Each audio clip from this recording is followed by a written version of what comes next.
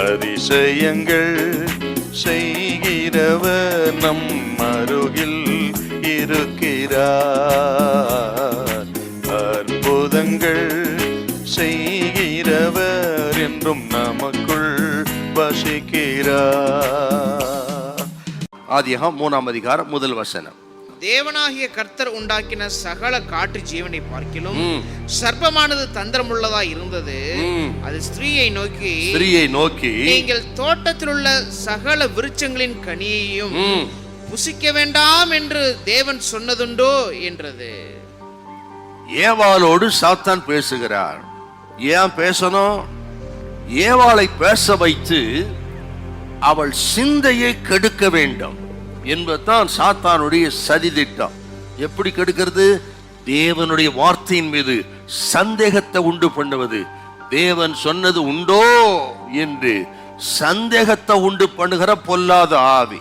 அதற்கு ஏவாளை தந்திரமாய் சாத்தான் பிடிச்சிருக்கிறான் பாருங்க. இந்த கேட்கிற கத்திரி பிள்ளைகளே, அநேக குடும்பங்களிலே இன்னைக்கு சந்தேகம், சத்தியத்தின் மீது சந்தேகம், வாக்கு தத்தத்தின் மீது சந்தேகம், புருஷன் மீது மனைவிக்கு, மனைவியின் மீது புருஷனுக்கு என்று சந்தேகத்தை உண்டு பண்றது என்கிற பயங்கரமான ஒரு சந்தேகத்தினுடைய ஆவியை உடையவன் சந்தேகத்தை ஆயுதமாக கையில் வைத்திருக்கிறான்.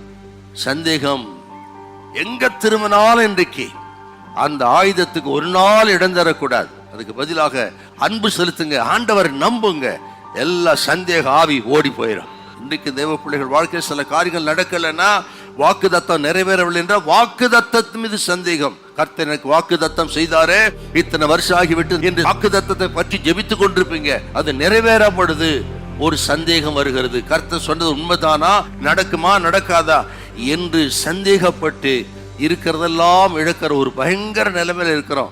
ஆகவே தான் சந்தேகத்துக்கு இடம் தர வாக்கு தத்தத்தை நம்புங்க. கர்த்தர் கொடுத்த வாக்கு தத்தத்தை நிறைவேற்றி தருவார். உங்களுக்கு தாமதித்தாலும் தடை செய்ய மாட்டார். ஏற்ற காலத்தில் அது நடக்கும். உன் விசுவாசத்தை கத்த கனம் பண்ணுவார். பிரதர் சிஸ்டர், விசுவாசத்தை கத்த கனம் பண்ணுவார். வாக்கு தத்தத்தை உறுதியா நம்பியிருக்க ஒரு நாள் வைக்கப்பட்டு கத்த விட மாட்டா. வாக்கு தத்தம் உண்மை உள்ளது, அது ஆம் என்றும் ஆமேன் என்றும் இருக்கிறது. கர்த்தர் சொல்றார், அது சொன்னபடியே நடக்கும்.